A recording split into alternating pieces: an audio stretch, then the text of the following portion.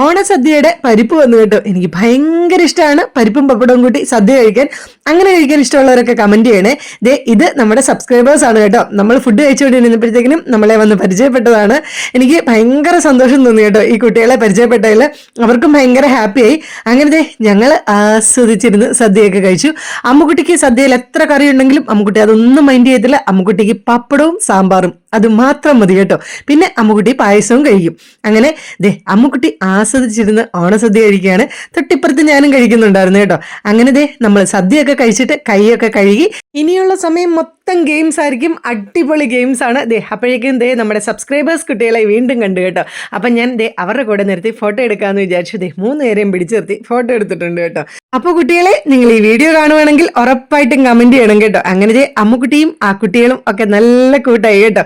എന്നിട്ട് ഇപ്പൊ അമ്മുക്കുട്ടിയുടെ കൂടെ നിന്ന് അവർ സെൽഫി എടുത്തു. അപ്പൊ ഇത്രയുള്ള വീഡിയോ. ടാറ്റാ.